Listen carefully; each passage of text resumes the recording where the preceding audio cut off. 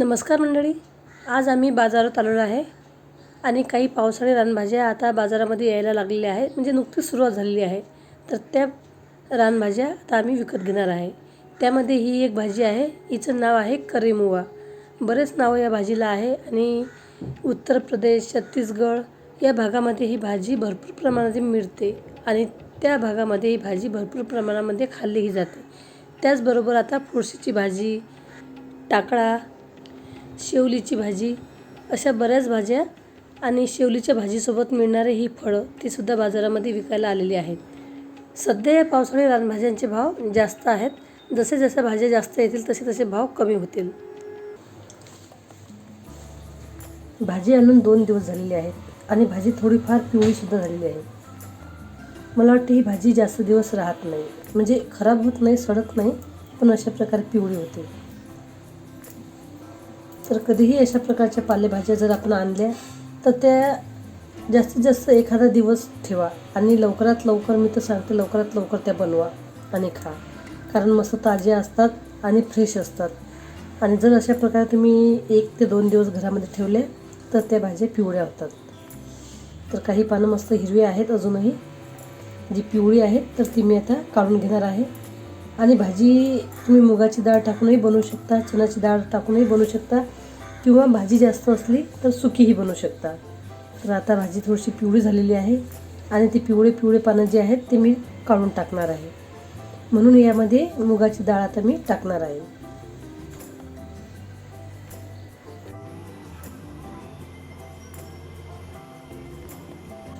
प्रामुख्याने ही भाजी आपल्याला उत्तर प्रदेश, छत्तीसगड त्या भागामध्ये ही भाजी भरपूर बघायला मिळते आणि तिथली लोक भरपूर प्रमाणामध्ये ही भाजी खातात.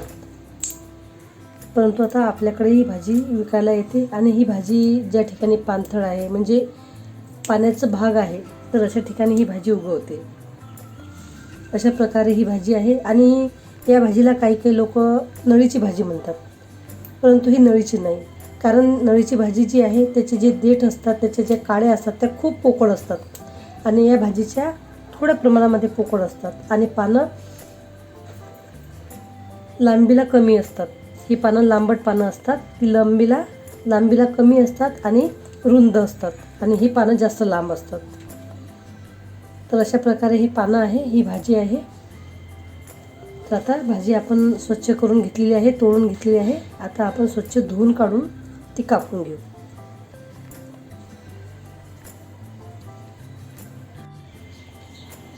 भाजी बनवायला काय साहित्य पाहिजे तर ते बघू.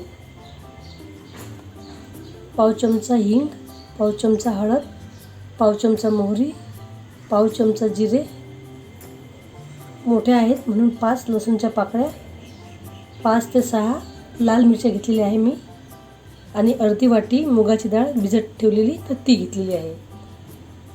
कुठलीही आपण पालेभाजी करायची म्हटलं म्हणजे त्याच्यामध्ये जर आपण लाल मिरच्या टाकल्या, सुकलेल्या लाल मिरच्या, भाजीला चव तर छान येतेच. त्याचबरोबर भाजी निवडताना किंवा खाताना त्याच्यामध्ये हिरवी मिरची टाकल्या तर त्या लवकर सापडत नाही, दिसत नाही आणि एखादी मिरची आपल्या घासामध्ये येते, आपल्याला तिखट लागते, आपलं तोंड जळते, भाजते. तर त्यासाठी जर आपण लाल मिरच्या अशा प्रकारच्या पालेभाज्यामध्ये टाकल्या तर त्या लवकर दिसतात. म्हणजे भाजी तिखट झाली तर आपण सहज हे मिरच्या काढू शकतो. तर त्यासाठी मी सहसा करून पालेभाजी बनवायची असेल तर लालच मिरच्या वापरते. असं काही नाही, तुम्ही हिरव्या मिरच्या घेऊ शकता. तर हे साहित्य आता आपण घेतलेलं आहे. लसूण आणि मिरच्या बारीक कापून घ्यायचे आहेत. मिरचीचे 2 तुकडे करू शकता, 2-3 तुकडे करू शकता आणि लसूण बारीक कापून घ्या.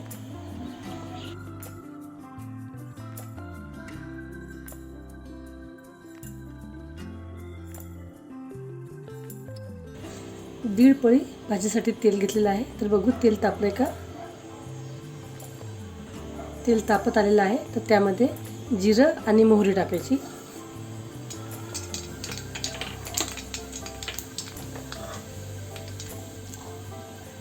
सुकी मिरची, लगेच लसूण टाकायचं.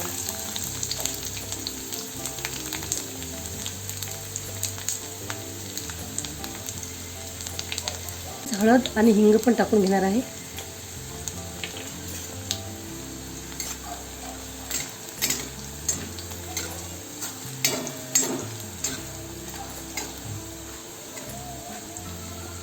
1 ते 2 मिनिट लसूण आणि मिरची तेलामध्ये मस्त भाजून झाल्यानंतर लगेच भाजी टाकायची. लसूण जास्त होऊ द्यायचं नाही, कारण पालेभाजीमध्ये लसूण थोडासा कच्चाच राहिलेला खूप छान लागतो.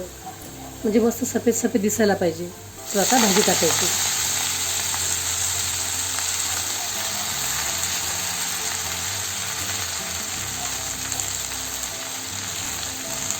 भाजी जास्त बारीक कापून घेतलेली नाही, कारण भाजी आता मस्त शिजणार आहे. तुम्ही असं रफली भाजी कापून घेतलेली आहे.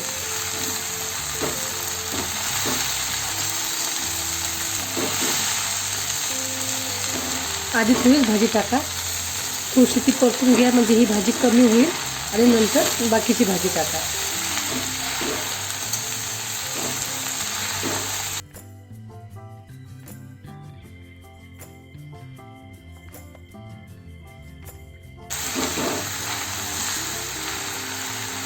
तर बघा भाजी मस्त आता कमी झालेली आहे, म्हणजे नरम झालेली आहे. तर आता मी बाकीची भाजीसुद्धा टाकून घेणार आहे.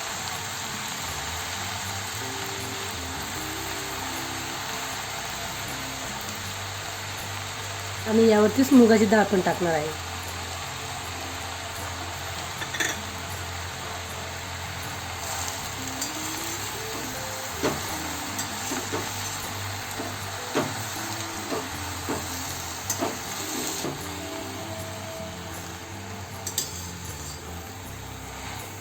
भाजी बनवायला खूप सोपी आहे. बस चवीनुसार मीठ टाकायचं आणि भाजी नरम होईपर्यंत शिजवायचं.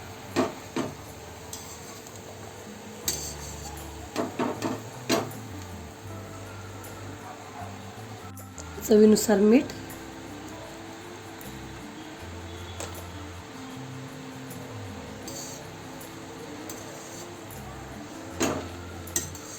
नीट भाजी परतायची आहे, कारण मीठ आपलं पालेभाजी आहे, पानाला पानं चिकटतात.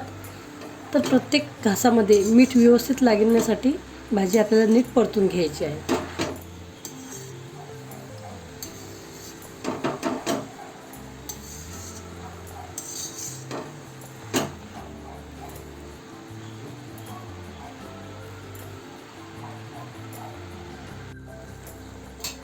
पालेभाजी शिजवताना कधीही मीठ टाकायची घाई करू नका, कारण आपल्याला पालेभाज्या दिसायला खूप दिसतात आणि त्या शिजून कमी होतात.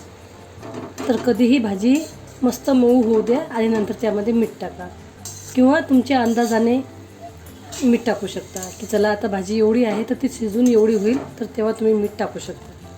तर आता यावरती झाकण ठेवा किंवा अशीच शिजवा, भाजी लवकर शिजते.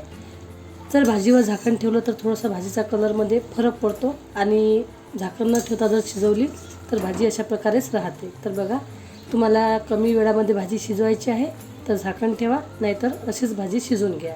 यामध्ये पाण्याचा एकही थेंब टाकायची गरज नाही, कारण भाजी मस्त ओली आहे, आताच आपण धुतलेली आहे आणि भाजीला पाणी सुटते, तर त्यामध्ये पाणी टाकायची गरज नाही.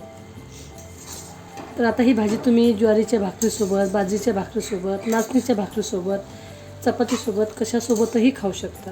भाजी खायला खूप मस्त आहे, हेल्दी आहे आणि टेस्टीसुद्धा आहे. तर बघा, अशा प्रकारची आपली भाजी शिजून झालेली आहे, म्हणजेच मुगाची डाळ नरम झाली म्हणजे भाजी शिजून तयार झाली. तर बघा, तुम्ही बघत आहात का याच्यामध्ये थोडंफार पाणी सुटलेलं आहे. तर हे पाणी आपल्याला पूर्णपणे आटवायचं आहे. तर आता गॅस मोठा करायचा आणि भाजी शिजवून घ्यायची आहे. मुगाची डाळ नरम झाली म्हणजे भाजी शिजली असं समजायचं.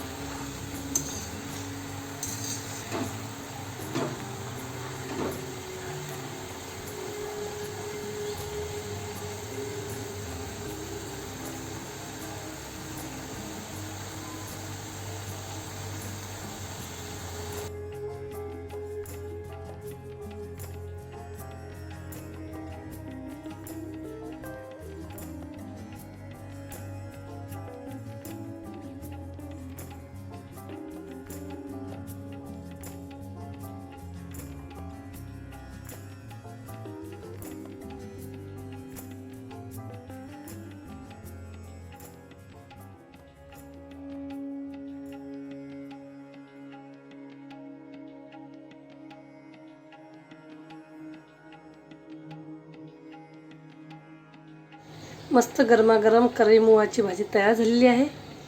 आणि सोबत आता भाकरीसुद्धा होत आहे. तर बघा, मस्त मोठी आणि चंद्रासारखी गोल गोल भाकरीसुद्धा आता तयार होत आहे आणि भाजीसुद्धा तयार झालेली आहे. तर गरमागरम करमिळची भाजी आणि भाकरी, खूप छान जेवण, हेल्दी आणि टेस्टी.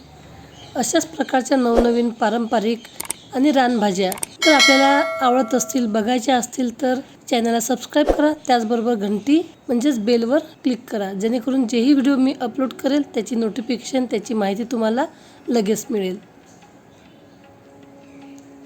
गरमागरम भाजी तयार झालेली आहे, सोबत भाकरीसुद्धा तयार आहे. या मंडळी जेवायला.